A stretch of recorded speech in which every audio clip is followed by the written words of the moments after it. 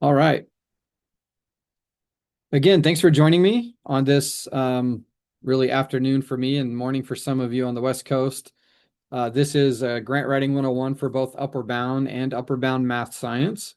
There is a little bit of nuance between the two, but for the most part, um, the grant applications are aligned, they're pretty aligned and pretty similar. I'm Heath Alexander. I'm the Senior Director of Grants at Study Smart Tutors. I'm also a former Upward Bound director. I'm a former Talent Search student, and I spent several years working here in Washington, D.C., where I still live, and worked at the Council for Opportunity and Education. I worked on the proposal writing team, where we taught grant writing workshops at COE. And I also led up the national appeal process through different TRIO competitions where unsuccessful applicants would send me their grant application and their readers' comments. And my job was to try to help find errors readers were making in scoring the applications. So over a 5-year period, I read, hundreds of applications and thousands of readers' comments. So I have a really good understanding about how the Department of Ed scores these grant applications. And mentioned April Rice, who's on the call. April and I have worked together for the past 5 years.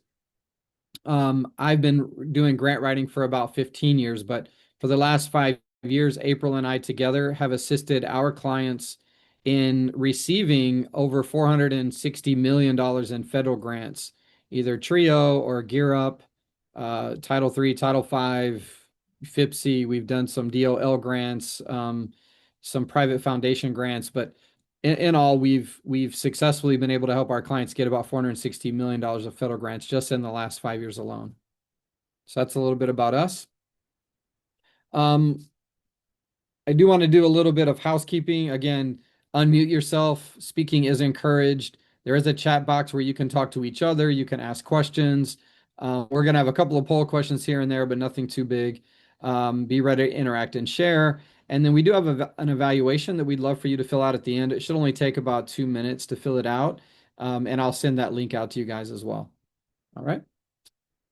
I do want to get to a feel for who's in the room and how you're feeling today. So, just a fun little icebreaker called the mood meter. Just drop a quick emoji or a word that sort of captures how you're feeling right now about the trio competition or just about, trio in general. I know there's a lot of stuff going on, and so some people are feeling a bit anxious. So just love to kind of get a general feel. Go ahead and put it in the chat box if you don't mind.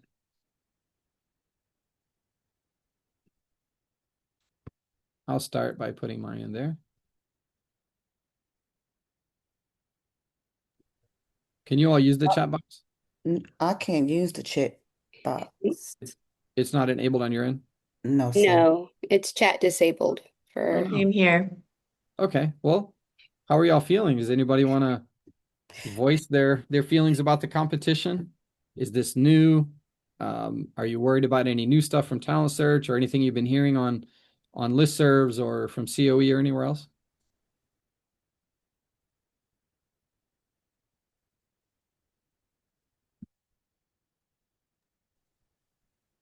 For me, this is Yara Jimenez, Director of the Upward Bound Math Science programs at Cal State LA. For me, I've been feeling somewhat stressed and anxious. I know there's going to be changes with this upcoming RFP, so really wondering what the outcome for Talent Search will be and how that's going to affect, our Upward Bound competition. Yeah, we can cover some of those things that have been changed, but you know, I definitely understand that. I stopped sharing for a second just to see if I can enable the chat box, but no, Yada, I think your comments are what we've been hearing from, from a lot of people as well. Just a lot of anxiety. There's a lot of questions. We still haven't even heard back yet from the Talent Search or EOC competition, so we're not sure how that's going to play out yet either. So certainly, it's understandable that people are feeling a little bit anxious. I'm putting some other people here in the meeting. There we go. For those of you who just joined, we're just sort of talking about general, general feelings, general mood, for how things are going with people. So if anyone wants to, just sort of chat about it. Looks like you can put stuff in the Q&A box. I forgot it was webinar style.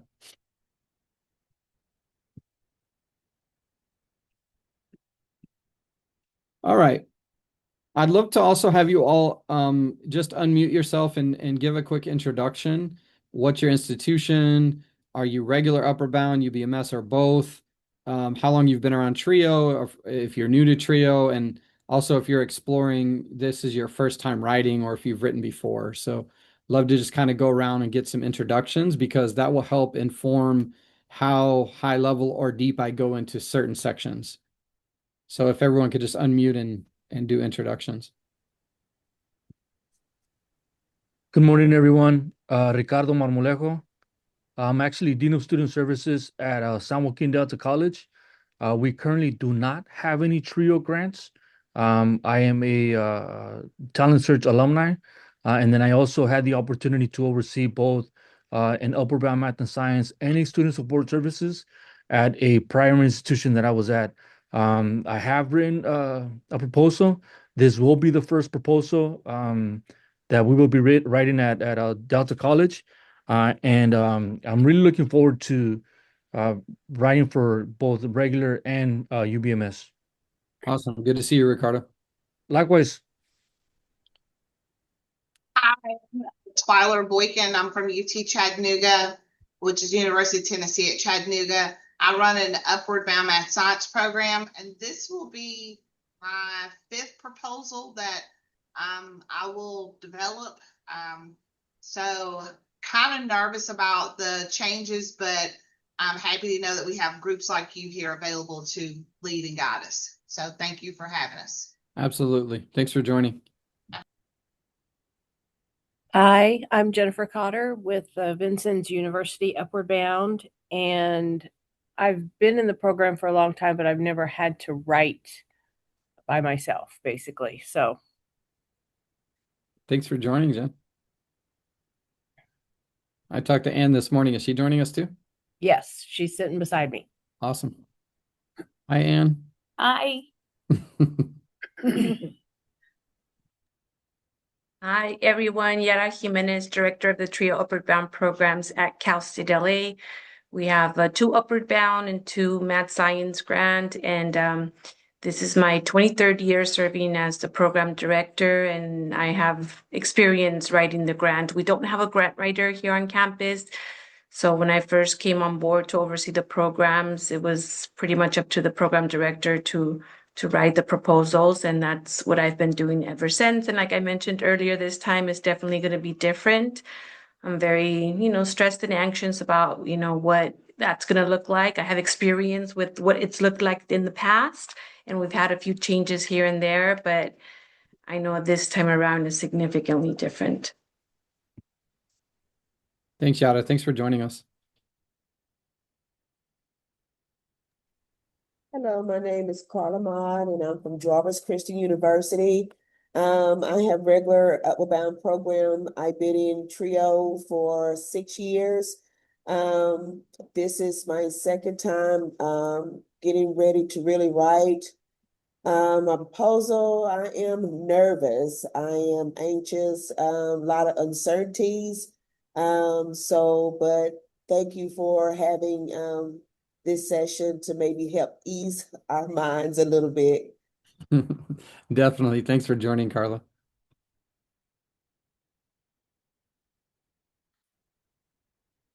Anyone else would like to do a quick intro before we move on? Yes, good afternoon, everyone. My name is Charlia James. I'm a former TRIO employee from 2007 to 2021 as a TRIO Upward Bound director. Well, I was a part of the grant writing process for maybe 3 or 4 cycles. I didn't actually write the grant, our executive director did, but I do know somewhat about the grant writing. And I'm hoping to open up a community-based Upward Bound program. So I'm hoping that they will allow new funding for new projects. This I know it's a lot of uncertainty, like everyone's saying, and that's my goal. Excellent. Well, thanks for joining us again. Thank you. All right. If there are others that want to do a quick intro, I'm happy to hear. Others we can move on to the presentation. I know some people prefer just to listen in. Hello, everyone. My name is Ariana Godinez, and I'm currently a tutor for Study Smart Tutors. And I stumbled across the Instagram post, just stating that you were having a grant writing Zoom today. So I just decided to sign up and see what I can learn from the Zoom. So thank you for having me. Perfect. Yeah. Thanks for joining us. I love that. Okay. Awesome. Well, I'm gonna go on to the content, and again, I just want to reiterate because other people came in a little bit later. This presentation was designed just to get us started, right? It's a high level grant writing 101. You are going to learn some tips here, even if you have been in Trio for a long time, like Yada and I have, or Ricardo. But mostly this is designed for people who are nervous and writing for the first time, or maybe you don't remember from 2021 when we last wrote the competition. So kind of a high level overview. The normal RFP process, I'm going to get this out of the way right now because this is usually the question everyone asks, which is when is this thing going to be due? The short answer is nobody really knows when it's going to be due. But there used to be a formal process where the Department of Ed would release a draft of the possible NIA or RFP. People call it different things. In Trio, we call it an RFP, request for proposals. Some people, again, call it a notice inviting applications. So here I'm using those interchangeably. But there used to be a draft, and they would give a 30-day comment period for the public to comment on the draft. Then they would produce a final RFP or NIA, and then that final would give us the application due date. The last couple of competitions, they've been skipping this process, and they've just been announcing the competition and making it due whenever they want. So they've been skipping the draft. They've been skipping the 30-day comment period. They've just been kind of going right to step 3 with a due date. So they've not been giving us a lot of advanced warning on when these would come out. But even years prior, when they did a draft, it wasn't really a draft. It was just sort of it was some slight changes from the one they had produced final, 4 or 5 years prior with hardly any changes to it. So really didn't give us much insight anyway. But what it did do was it let us know that the process was starting and that we knew the application would be forthcoming within the next 30 to 45 days, where over the last few competitions and the last couple of years, they've just been announcing the competition without any draft. And that includes both the Biden administration and the Trump administration. So the question still remains, when will this likely be due? And the short answer is that in an election year, and a midterm election year like this one, Congress really does not like to pass any budget bills before the election because they don't want to have themselves on the hook for answering questions about why they did or didn't vote for a particular budget, or why they didn't vote for certain things to be added into the budget, or why they allowed things to be added to budgets that don't seem to fit, and they're just, throwing things into these budget bills. So they don't like to, during an election year, deal with that. What that means is the budget bills are not likely to be passed until after the November elections, probably in December. That's important because these competitions will be funded by those funding bills. We have seen the subcommittees marking up some bills already that showed that Trio would get a slight increase. I think it was like $6 million or $4 million increase. I can't remember the exact amount, but it was a modest increase based on the $1.2 billion annual appropriation that we have. So the good news is early indications are that we will have a competition that Congress is planning to fully fund Trio with a slight increase. Now, things could change after the election. They could decide to move in a different direction, but I don't think they're going to. It looks like Congress is fully backing these programs. In fact, you probably all remember last year when President Trump proposed to zero out Trio in his proposed budget to Congress. Congress rejected that budget and fully funded Trio last year as well. So all indications are that this program will be funded. We just know that those budget bills are not likely to pass until probably early December. So what's most likely happening is Congress will pass what's known as a continuing resolution, or a CR. What the continuing resolution does is it funds the government at the same levels it did the previous year until they can pass a budget bill. Most of those, in most years, the budget bills are supposed to be passed before October 1st, which is the federal fiscal cycle. And almost no year prior has that ever happened. And they've almost always had to produce some kind of continuing resolution because Congress can't agree to the budget bills for all kinds of reasons. Could be the debt ceiling, could be election years, all those other things. Why is this important, and why am I mentioning all this political process when it comes to the grant? The reason is because the Department of Ed typically does not like to release grant competitions until the budget bills have been reconciled and signed. And so, because the budget bills are likely not going to be completed until at least December, that means that the RFP is likely not to come out until shortly after that. So, when you start looking at the calendar, you start looking at the likely due date being sometime in early 2027. I think COE has mentioned springtime, but Talent Search was due in April, EOC was due in May. I'm hoping that it does not go into April or May because Upward Bound is a very large competition with a lot of applications, and programs are expiring. We need to get these notifications out to people. So I'm really hoping that the due date will be sometime in January or February. It could be into March or April, but the most likely scenario is that these will not be due until early 2027 sometime. All right. What we can expect, we do know there will be a competition. We do know that Congress is appropriating almost $1.2 billion for these. As I mentioned, likely due date sometime between January and April. We don't know for sure, but we do expect some kind of competitive priorities and/or absolute priorities. There also were some invitational priorities in Talent Search. I have a slide later on where we'll talk about those priorities a little bit, but these are some of the things that that we can expect. The question I often get is, well, how can we even start writing these grants if we don't have a notice, right? If there is no RFP or we don't know the due date? The main answer is that if you go to the Upward Bound federal regulations, you'll see a section called selection criteria.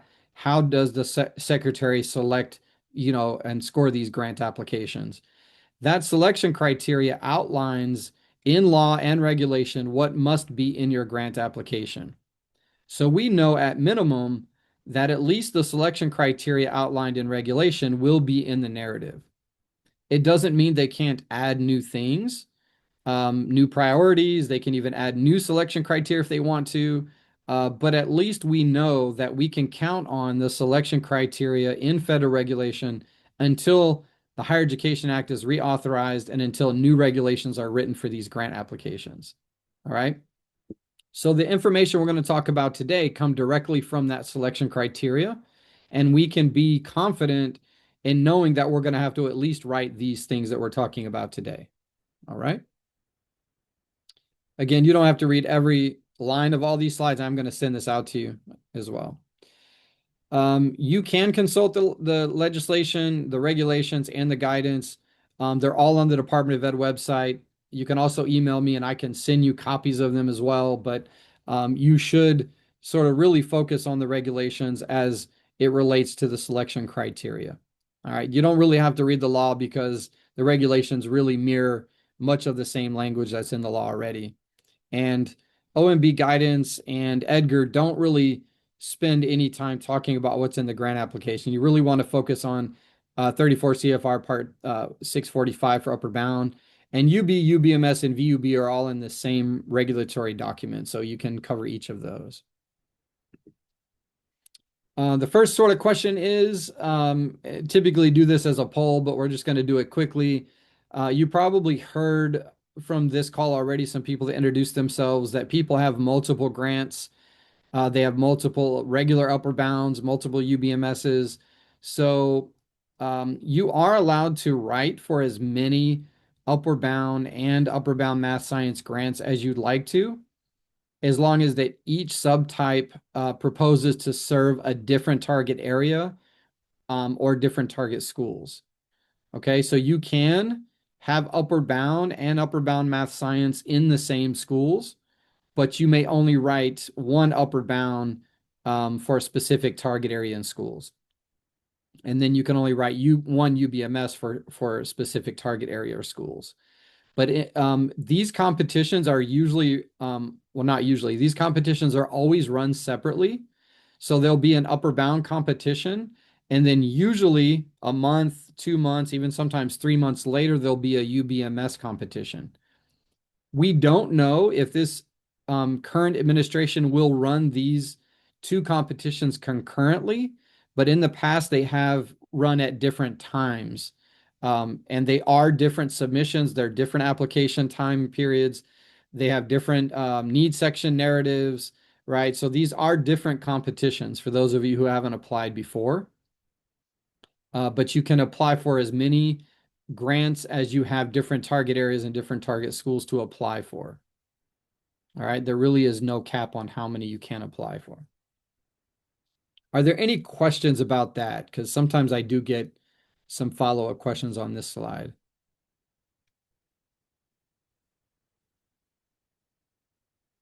April, if you don't mind monitoring the question and answer box too, just stop me if there's a really important question I need to stop for. All right. Yeah, sure.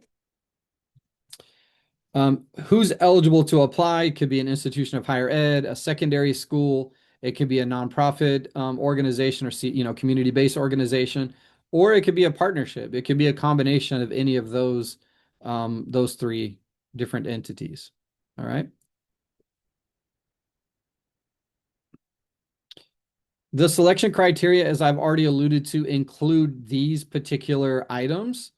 Every TRIO grant competition will have a need section, objectives, a plan of operation, an applicant and community support section, a quality of personnel, a budget, and an evaluation. These are in regulation. These are the sections that we will always be writing for. What's not in regulation, but could be likely, would include maybe a section called a quality of project design, which usually includes a logic model and some research. It could include some competitive preference priorities, absolute priorities, or invitational priorities. We often call the competitive priorities CPPs for short. We are not sure yet if Upward Bound will have any of these or what they will be. So we can't really focus on writing those at the moment. We want to wait till the RFP or NIA comes out, and then we'll know more about it. In a later slide, though, I will talk about what was in Talent Search, so we can also begin to think about and prepare for, if we have those same priorities, how you might respond to them. For the need section is really where most programs will win and lose your grant. As I mentioned, when I was at COE, I spent a lot of time reading grant applications and readers' scoring sheets for applications that were not successful.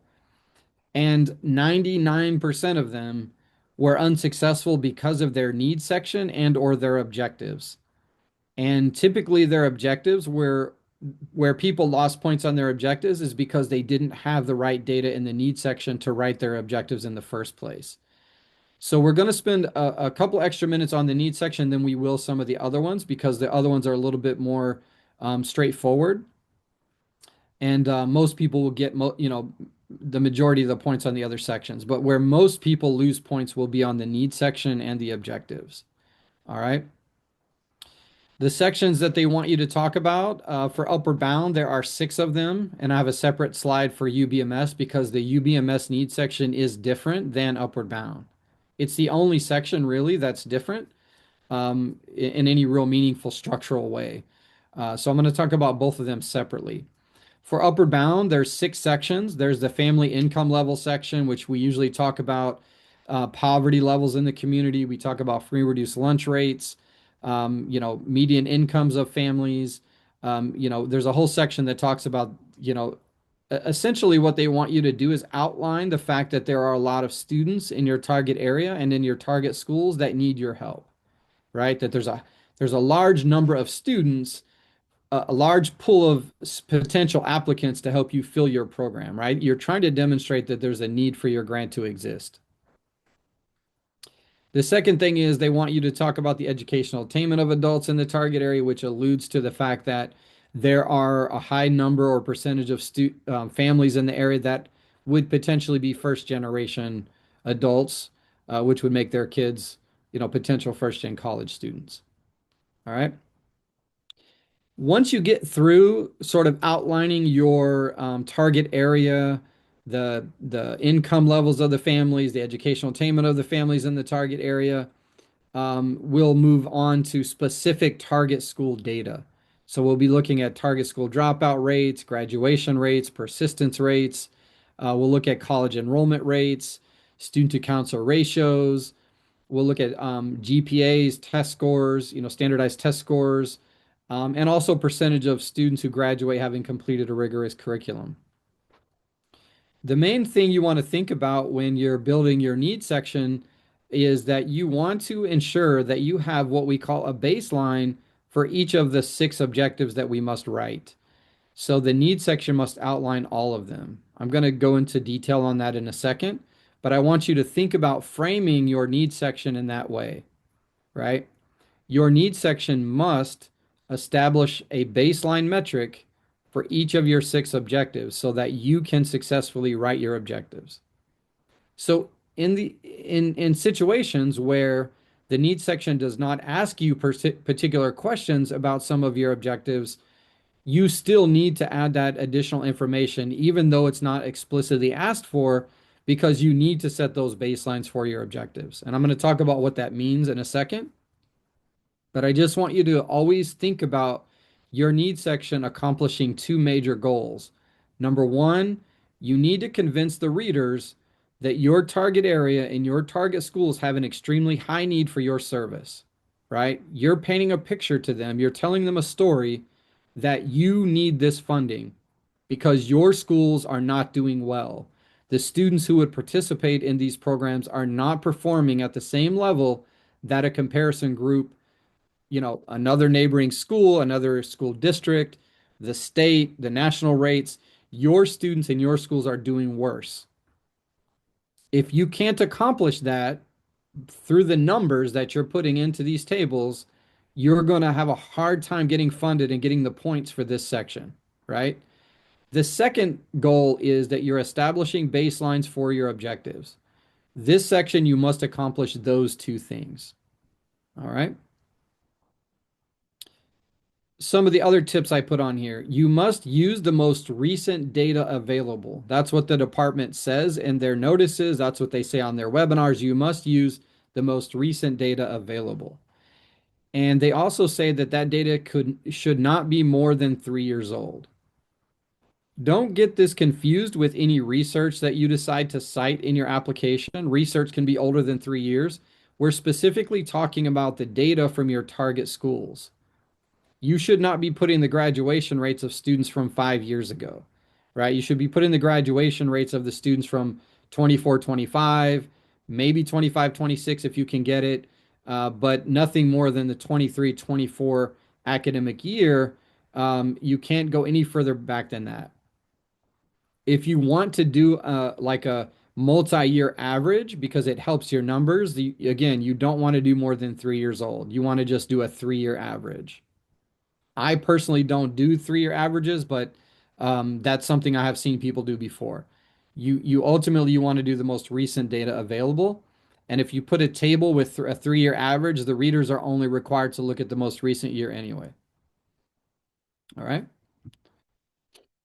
The UBMS section is a little different. It does have the same or almost all of the same data. So you're going to think about it in the same way. It's just that they restructure the sections into 4 subsections instead of 6. They also are asking you questions about standardized tests in science They're also asking you about STEM resources or the lack of STEM resources in the schools. And they're also asking you, there's a section where you have to discuss the potential that the students have for their interest or aptitude in STEM fields. So there's different ways that you can do that. You can talk to the schools to see if they have any data. You can actually ask the schools if they would be willing to allow you to conduct a survey in their school to talk to their students about interest in STEM. You can look at their if you can get it from the school, you can get them to give you disaggregated just math and science grades or test scores, either from middle school or high school. But this is one way that UBMS stands out that Upward Bound does not have, is this section 4, which is the interest and aptitude in STEM fields. So there are some differences around STEM in the UBMS section, but make no mistake, the data that you must supply in this section will be the same data that you must supply in the Upward Bound section, because the objectives, the 6 objectives, are the same. And remember, one of our goals is we must establish a baseline for all 6 objectives.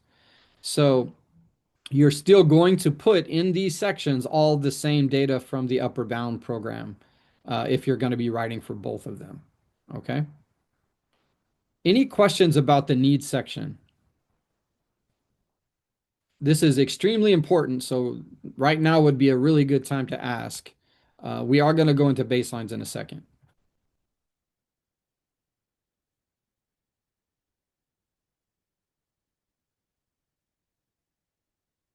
Okay. So hopefully that means I was really clear on what your goals are in this section and how to write them. And I'll send this slide deck out so you'll be able to see all these other tips and tricks, moving forward. Most of the narratives should have some kind of data table. Now, this is a summary data table. Sometimes we put this at the end of the needs section, but this is just an example. You would want to have a separate table for each of these items in each of the section, but I just put them all into one table just for sake of, of an explanation. That way, you can kind of just see how we do it. You must have data on all of the objective baselines. You can see here, I put all of the baselines in here. GPA for objective A.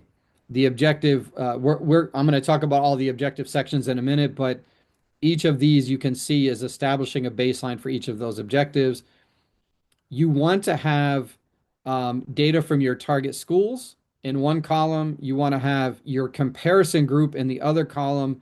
And then, you usually will have some kind of summary or a difference column here, that kind of gives you, the difference between those two. The difference column is not necessarily a requirement, but it's a good visual sometimes for the readers to see what the gap is. It's really important that you have a comparison group.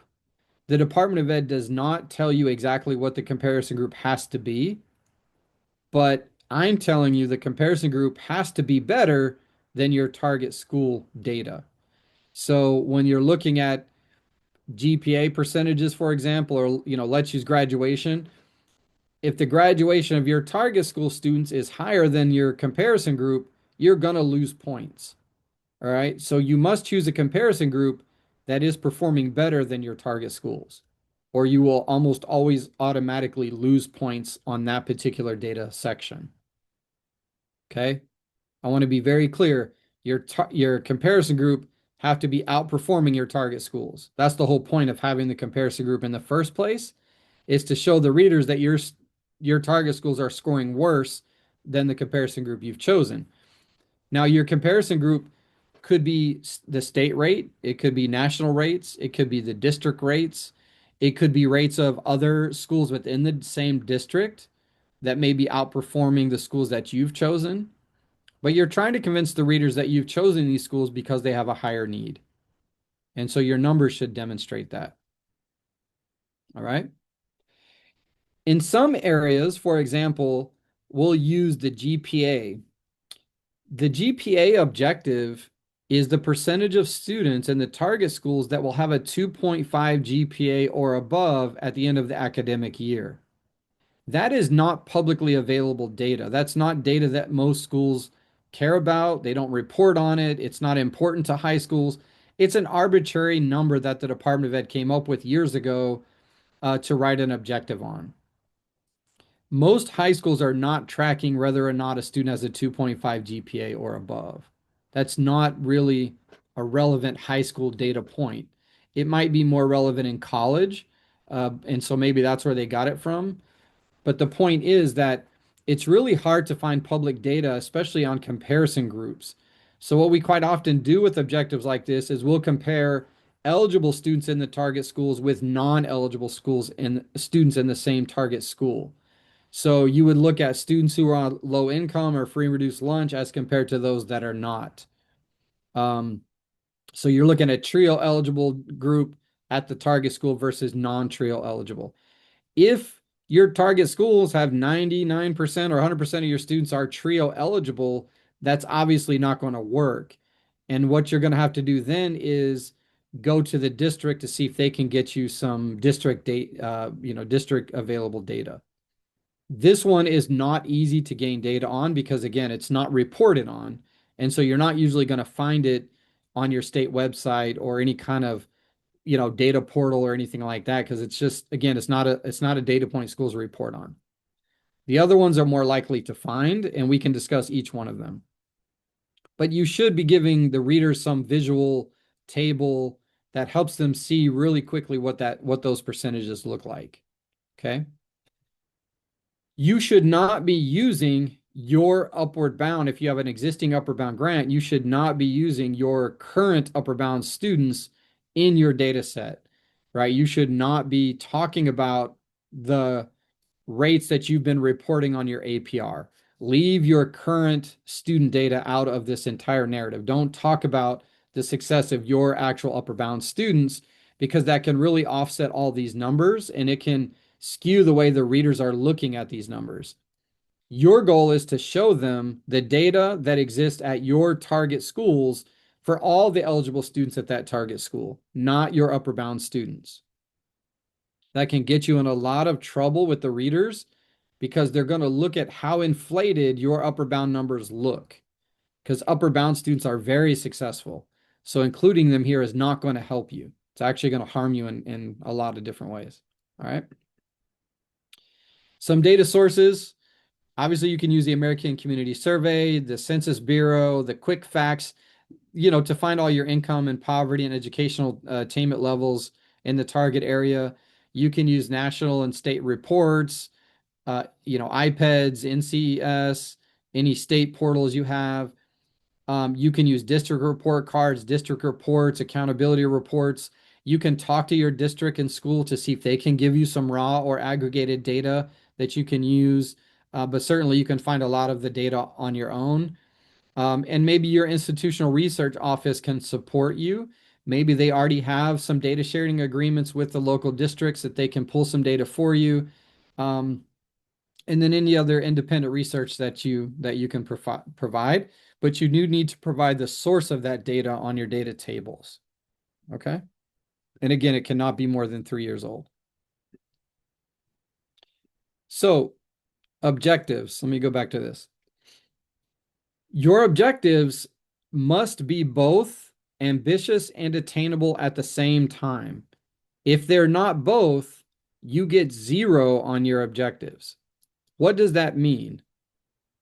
You can't just write 100% objectives, because the readers are going to say, well, that's very ambitious of you to expect 100% of your kids to go to college, for example. But that's not an attainable objective. Because even if one student doesn't go to college, you can't meet that objective, right? So that's an extreme example of how I'm defining the difference between these two, right? Just because you write really ambitious objectives that the reader does not believe you can attain doesn't mean you get partial credit. You're going to get 0, right? And the same thing, if you write objectives that are not very high, that are easily attainable, but the reader does not believe that those are very ambitious, you can also lose both points. So you must be both. So how do you do that? Well, first of all, let's talk about each objective. Objective 1 is academic performance, which is the percent of students have a cumulative GPA above a 2.5. Academic performance on standardized tests. This is proficient on state assessments in both ELA and math. So it would be the percentage of students who are proficient on both tests together, not one or the other. They actually have to be proficient on both tests. So that's a pretty low percentage for most schools. And also note that while the UBMS needs section asks you for math and science test scores, the objective is not math and science. The objective is actually reading, language arts, and math, right? So ELA and math. I don't know why they do that. I think it's just to keep it the same as the regular upper bound program, but it's a little misleading. And some people will not have the proper baseline because the needs section doesn't ask you for ELA. It asks you for math and science, which means, remember, you need to volunteer ELA, math, and science in the needs section, or you won't have a baseline for this objective. Okay. The second one is secondary school retention and graduation. It's a regular secondary school diploma in the standard number of years, which is 4 years. Objective 4 is completion of a rigorous secondary school program of study. There are 6 different definitions of what that could be in the federal regulations, but it's the percentage of students who graduate having completed a rigorous secondary school program of study. Objective 5 is post-secondary enrollment. So it's the percentage of students who graduate from high school who enroll in the fall term immediately after high school graduation. And then post-secondary completion. It could be any student who receives any degree within 6 years of high school graduation. Now, from Talent Search, they also added apprenticeships as a form of post-secondary completion. So we'll see in the NIA when it comes out, or the RFE when it comes out, we will see if that's also true of Upper Bound and of Upper Bound Math Science. That only actually benefits you because you can then count any of those things as post-secondary completion. So it actually only broadens the number of students you can count as completed for that particular objective on your APR. All right. So how do you make them ambitious? The objectives can only be ambitious if your proposed percentage is higher than the baseline that you've outlined in your needs section. So for example, if you said that the TRIO eligible students in your target schools have an 80% 4-year graduation rate, that represents the percentage of that the students currently graduate at without your help, right? That's the percentage that all students graduate at. So you must then propose an objective higher than what your schools are currently performing at, right? If the schools are currently at an 80% graduation, you must propose something higher than that. 85, 87, 90, 92, some percentage higher than 80.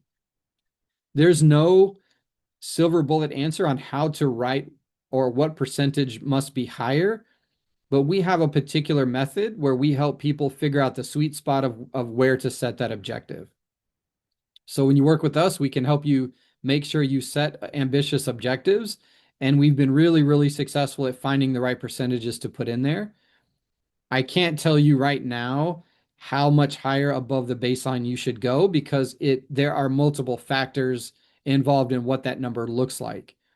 But for today, just know that you must first establish a baseline in your needs section. Then you must propose going higher than that and some level higher. Okay, 5 percentage points higher, 8 percentage points higher, 10 percentage points higher. You've got to figure out what a good number would be. Okay, and it may be that increase over the baseline may be different for every single objective, depending upon what the baseline actually is. Okay. So for example, if your standardized test percentage, let's say only 8% of students are proficient in both math and ELA, going to like 30% or, let's say 28% doesn't seem like that much higher. but that would be over a 400% increase, right? Because your baseline is so low, right? Your baseline is 8%. Where if your baseline were something like 45 or 50%, you might go to 65 or 70% or something like that in that given situation. So I cannot answer today how many percentage points higher to go on each one because it really depends on your baseline. And if you're an existing grantee, it may also depend on what you've been able to achieve in the past. So we kind of look at those different data points, and we also look at your comparison group because we don't want to blow your comparison group out of the water either, because that may look overly ambitious. So if your state rate is a certain percentage, we may not want to go several points above the state rate either, because again, like I said, that may look like it's too ambitious. All right. But at the end of the day, what makes the objective ambitious is you have established a baseline number, which is the current rate the schools are performing at, and you're going to propose something higher than that. That's why I said earlier, if you don't have a baseline, you're not going to get points for the objectives because the reader doesn't know how to judge your percentage. You must establish a baseline first. And then how do you make it attainable? You make it attainable because you have a plan of operation that's specifically designed to meet that objective. Okay? You help students meet objective 1 to increase above a 2.5 GPA by providing tutoring and supplemental instruction and test taking workshops and study skills workshops, right? You're going to design a program specifically tied to that objective to ensure students will meet it. That's the only way that objective can be ambitious and attainable at the same time. You're above the baseline number and you've got a plan to meet that objective. You've got adequate staffing, you've got an adequate budget, you've got commitments and supports from your institution and the target schools. There's other things you can talk about being attainable, but the biggest thing that makes it attainable is that you actually have a plan to ensure it will be. Okay? And then the last sort of tip is these 6 objectives may not be modified. They are standardized objectives that everyone has to write. And you will find the language to use in the program profile form that gets published in the RFP. So the first thing you're going to do is go to the RFP. You're going to look at the program. You're going to find the program profile sheet on page whatever, 70, whatever page it shows up on. And it will give you word for word the right language to use for each objective. You should copy and paste them into your program narrative. Okay? Are there any questions on the objectives or the needs section? Again, these are the most critical, so I'd love to field any now if you have any, because I'm going to go over the other sections a lot more quickly than I did these two.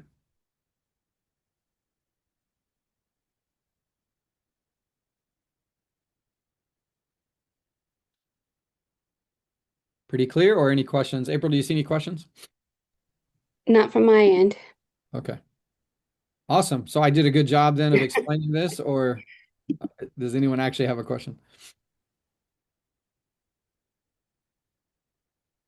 Okay. Excellent. So your plan of operation is the biggest section you have. It has the most subsections. There are 10 subsections. And they talk about all kinds of things. How are you going to inform people about your program? How are you going to assess student needs? How are you going to recruit students? What services you're going to provide to them? How you're going to administer the program? How you're going to track them? This is how you run your day-to-day operations of your program. We don't have to talk about the individual sections because you'll see them in the selection criteria that I mentioned in regulation, but we can talk about some tips here that are really important. The number one most important tip is the first two really. The readers actually take very seriously the word plan. They don't want just a statement of intent. They want to know who's going to do this activity. When is it going to happen, or how often, or what frequency? Why are you doing it? What objective is it tied to? They want to see a step-by-step, a 1, 2, 3, 4, 5. They want to see a timeline, the who, what, when, where, why questions, right? They take very seriously the word plan. All right. So you should look at every section and say, if someone else came into my office and I asked them to run my recruiting program or I asked them to run my after school program, they should be able to read your grant narrative and be able to see all the steps they have to take in order to do that. And when should it occur? And how is it going to happen? And who's going to do it, right? You should have really all the components of a plan. If not, you're at risk of losing points. Also, don't take any terminology or things for granted because the readers don't know your program. They don't know how they're not all former Upward Bound directors. They don't really know Upward Bound. They're probably going to be educators who know something about education, but they're, just make sure your language is clear. Make sure someone off the street, ask someone to read this who doesn't know your program and see if they understand it. Having someone proofread your application for punctuation and spelling is not helpful. Having them proofread it to see if they understand how they would run this program if they were in charge is what you want to ask them to do. Okay? You also want to address your objectives directly. So anytime you talk about a service, you should tie it to one of your objectives or multiple objectives. Because again, remember, that's what makes your objectives attainable. So your plan of operation should be linked to your objective section. This is where you develop your service delivery model, not just the services, but how you're planning to maybe tier your services or, what services are designed for each grade level or a timeline of services. This is where you're designing your actual model for delivering them, okay? Not just the services themselves. You want to make sure that you include all the required services outlined in federal regulation and label them as required services so the reader knows that you know what those are. And the last tip here is, while you may not use a scoring rubric or some kind of objective scoring process for selecting your participants, I highly recommend you including one in your narrative because I've seen readers deduct points for not having an objective selection process many, many times over the last 15 years. I've read many readers' comments where readers will deduct points for not having an objective process, as well as I should have put on here a waiting list, right? You should talk about having a waiting list for participants when your program is full and how you will select participants off the waiting list using that scoring rubric, okay? You're not going to find that in regulation or in the instructions. You're only going to find that by talking to people like me who have read readers' comments and know that readers are looking for that. Okay, that is not a requirement you'll read anywhere.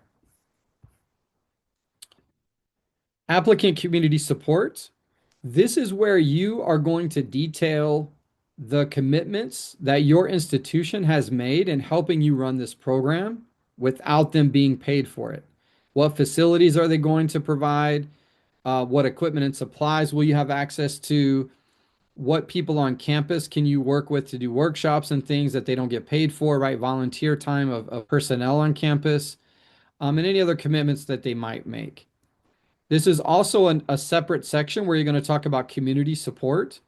That are your target schools and any other, businesses or community-based organizations or other higher ed institutions you partner with.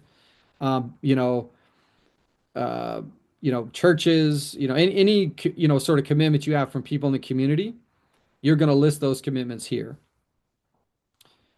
You are expected to have a written commitment from every partner and from your institution. In the past, we have not been required to upload those letters of commitment. And because of that, a lot of people have been a bit lackadaisical about actually collecting those commitment letters, right? They've just assumed that because we've been running this program for 5, 10, 20, 50 years that we don't need those letters anymore. I recommend you not put any commitment in this section that you don't have a written commitment from. We don't know what this administration may call you on. We do believe they're looking for ways to eliminate programs. We had Talent Search clients that received letters that they weren't being read for different reasons that were incorrect letters. So you don't want to give this administration any reason to throw your application out. And if they request these letters, you better have them.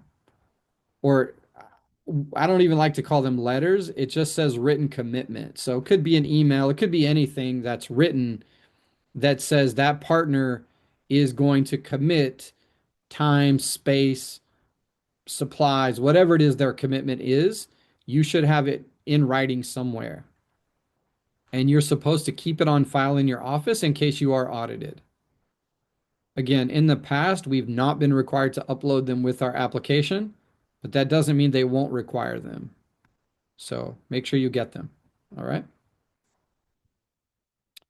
The point of this section also is that the department knows that they're not going to give you enough money to do all the things you're required to do. And therefore, you're going to need to seek commitments from your institution to help you and from others in the community to help you. It's also designed to make sure that you actually do have commitments from the target schools that you said you're going to work with. They don't want you to say that you're going to work in certain schools before you get those commitments from the schools. All right. Quality of personnel. This one is fairly straightforward, but there are some tips here. Use tables. It's really easy to put a couple tables in there to show the qualifications. You are not putting actual people in here. Even if you have an existing program and people are already employed in these positions, you're only going to describe the minimum requirements required for you to hire a new person in any one of these positions.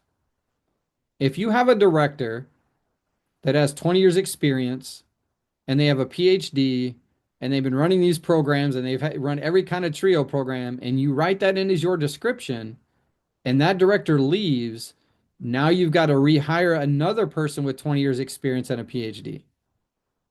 Okay?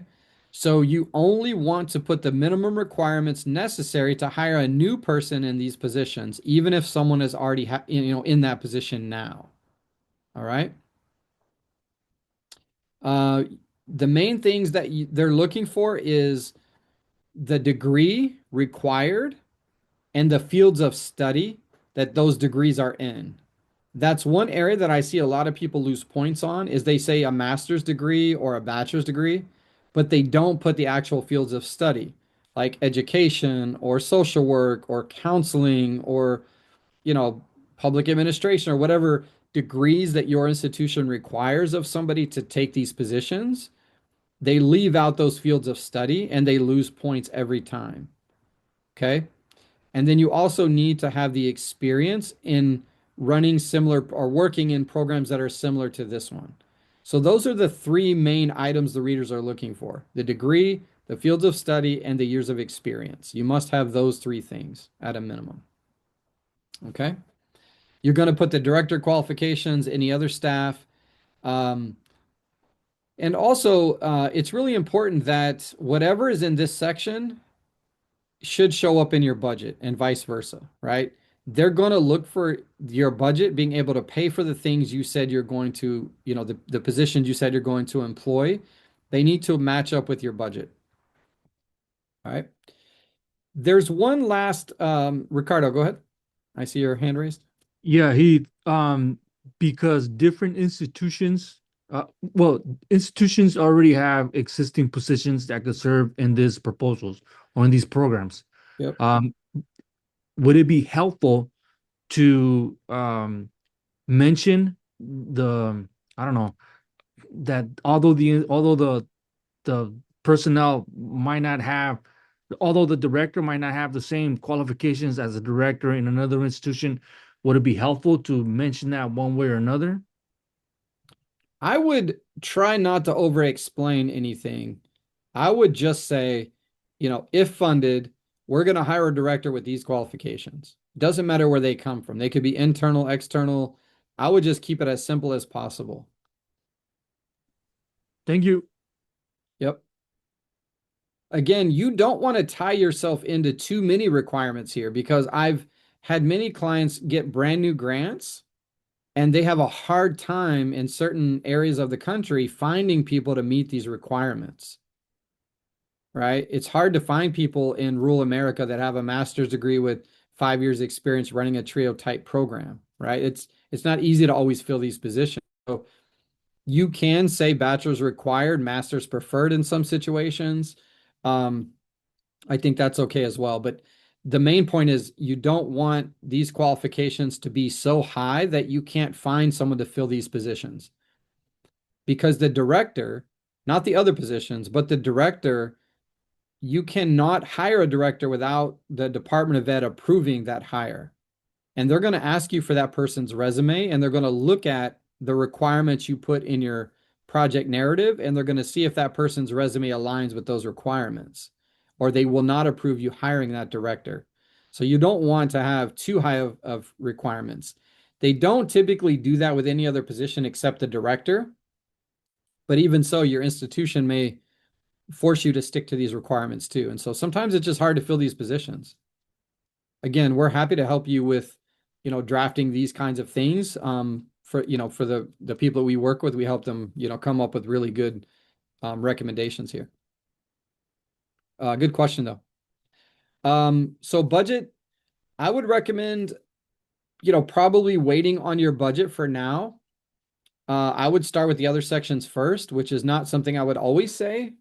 But in this case, we don't actually know what budget you're going to be applying for. In the past, Upward Bound was only allowed to apply for the maximum amount of their current grant award notification. So if you got your GAN recently and it gives you whatever, I think it's like line 7 or box 7, tells you what your annual amount is going to be, and you have to submit a revised budget. In the past, that was all you would be able to write for in the next year's grant narrative. But with Talent Search and EOC, but we'll stick with Talent Search, they allowed programs to write for anywhere between $250,000 and $1 million per year, no matter what their existing budget was. Now, they had to follow a cost per participant model.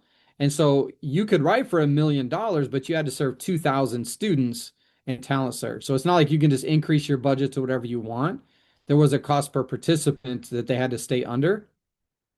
But the point I'm making here is if they do the same with Upward Bound, your range of a budget you can write for could extend up to $1 million or close to that amount.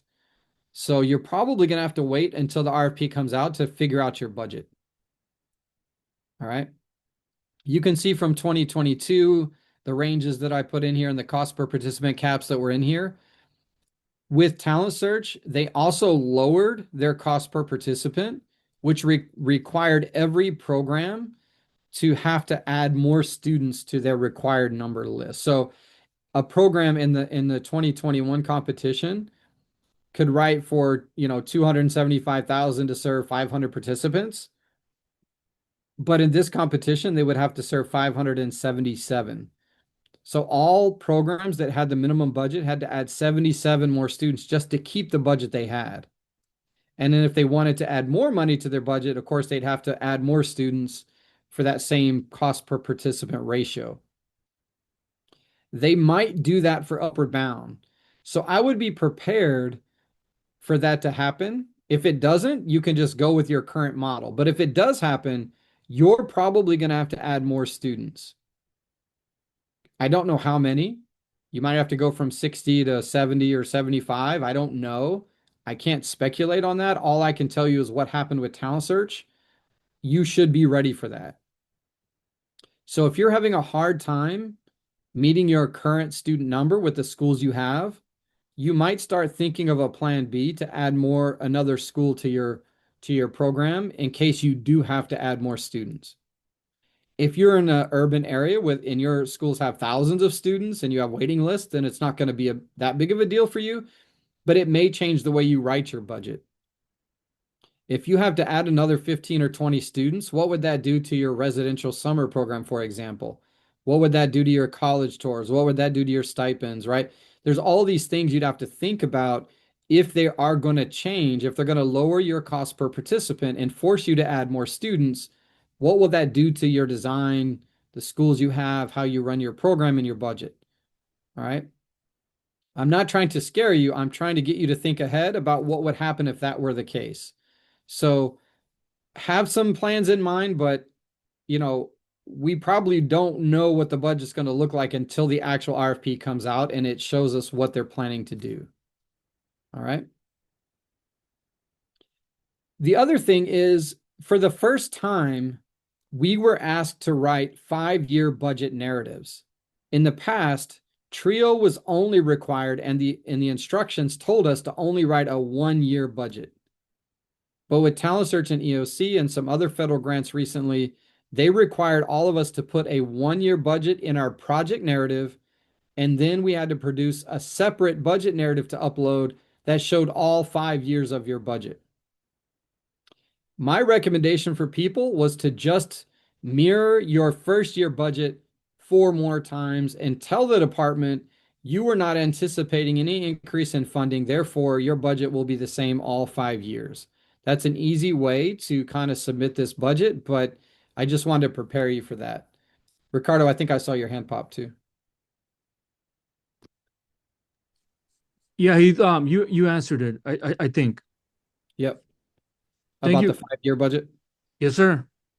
Yeah, it's really hard to project out 2, 3, 4, 5 years from now what your budget's going to look like. And so, this is just a formality. You don't even know. TRIO programs are appropriated annually. So you don't know what your continuation award will even be in years 2 through 5. You only know what your first year budget will be. And so it's really hard to plan a 5-year budget when you have no idea what your budget amount will be. And so that's why I recommended people just to jump through this hoop by just submitting an identical budget with, all 5 years being the same.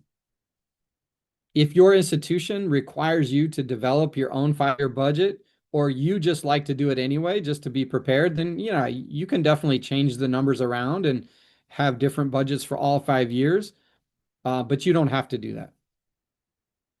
All right. The evaluation section, it's really just how you're going to monitor your objectives and how you're going to report. But the key things here that will lose you points is if you don't include both qualitative and quantitative data measurements. And if you don't talk about what data will be collected, how often, who's going to collect the data, what tools you're going to use, right? Your database, your APR, all those kinds of things. And then you also must include both formative and summative evaluation measures. Formative evaluation measures are benchmarks that you're checking throughout the year to see if you are on track to meeting your objectives or not.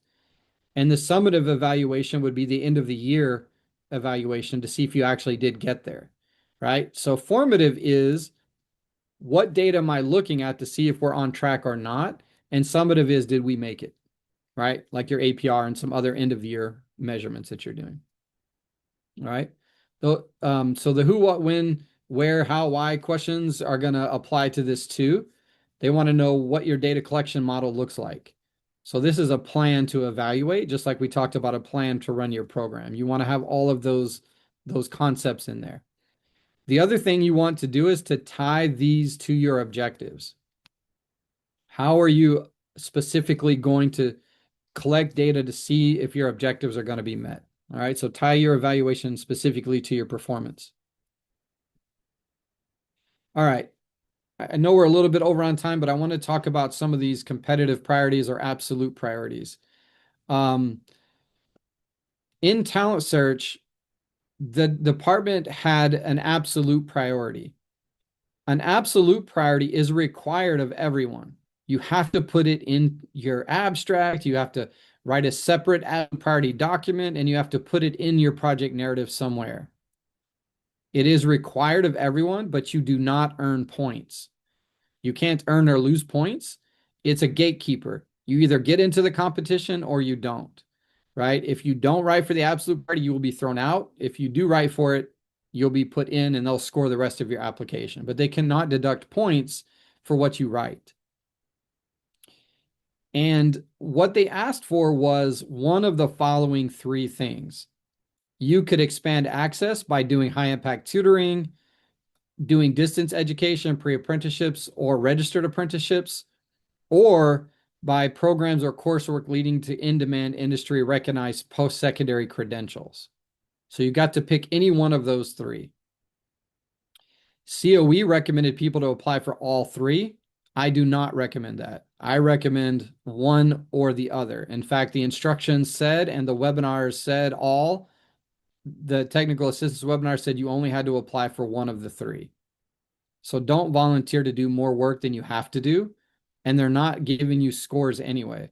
So just pick one and write something about it. The competitive preference priorities were only applicable to the state education agencies that were selected by the governor to receive up to 5 points. So most of you on this call, or I think all of you, were not eligible in Talent Search to write for these competitive priorities. If they do that the same way, you won't be eligible for any CPPs. All right.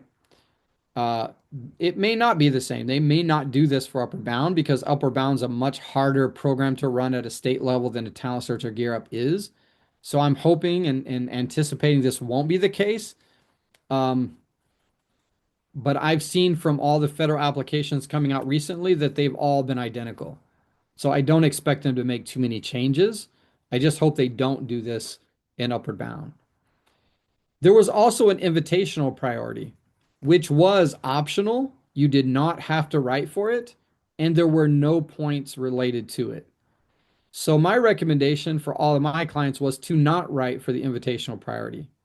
Again, COE's recommendation was that everyone should write for it. I disagree. I do not think if there's an invitational priority with no points that's optional, I do not believe you should write for it.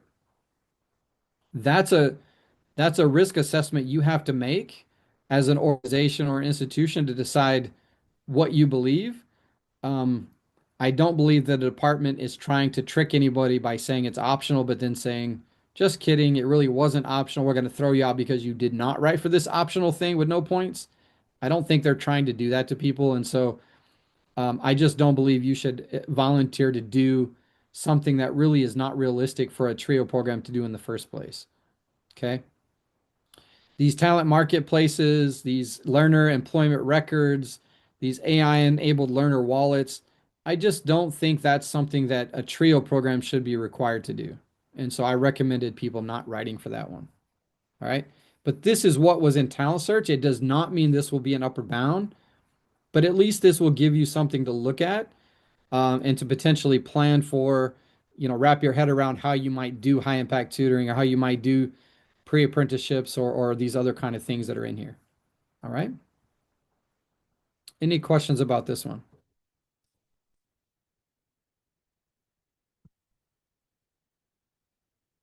Most people in the community were upset or worried or concerned about these priorities, and COE also was worried about these priorities, and their language suggested that the department was trying to fundamentally change the purpose of these programs. I don't think they go that far, in my opinion. The objectives are still the same. The 6 objectives are still the same. The required services are still the same. I consider these as add-ons and not fundamentally changing your program. For example, if you say in your application that only 70% of your students are going to go to college, what are you going to do with the other 30%? Right? You should have a plan for students who say, you know what, I've been in your program for 4 years. I don't think college is for me. I'd rather go get an apprenticeship. You should be prepared to help that student. It doesn't mean that you have to make sure that all students go to apprenticeships. You can still make sure all students are planning to go to college because that's what your objectives are tied to and that's what your required services say. But you should have a plan for those students who opt not to go to college. And I believe these are just add-ons for that type of work. I do not believe these fundamentally change your narrative, and you should not put apprenticeships throughout your entire grant narrative. You should only put it in one place where your absolute priorities are required. Okay? So don't listen to anyone outside. These absolute and competitive and invitational priorities do not fundamentally change TRIO unless you make your application do that yourself. All right? Happy to talk offline with anyone about that. These are just sort of, so odds and ends, sort of formatting and things like that. But the most important part here is that formatting requirements are only recommendations. Okay, they're no longer considered requirements. So the page limit, the double spaced or single spaced, the margins, all of those are only recommendations. You cannot lose points or be thrown out if you accidentally single space something, or you accidentally go over to 66 pages, or your margins go outside, or something like that. It doesn't mean you shouldn't follow them. You definitely should, because they help the reader. And the reader might get upset if your font is 9-inch font instead of 12, or you're using some kind of font that's hard to read, or you don't double space most of it, right? And it makes it hard for them to read. They might just score you harder. They might be mad at you for doing that. So you definitely want to follow it, but you're not going to get thrown out for those reasons. Okay. And then lastly, I'm going to send this deck out to you. These are a lot of the questions I get from people. Look them over. If you have these same questions, go ahead and email me, and I'll answer those questions. I also have an evaluation. I'm going to put it here in the chat box, but it is hyperlinked already to this slide deck that I'll send out to all of you. Okay. My email address is just heath@studysmarttutors.com. So please feel free to email me. You'll get an email from me with the slide deck and the recording as well. And with that, I'm happy to stick around and answer any additional questions. But I'm going to put the evaluation in the chat box as well. All right.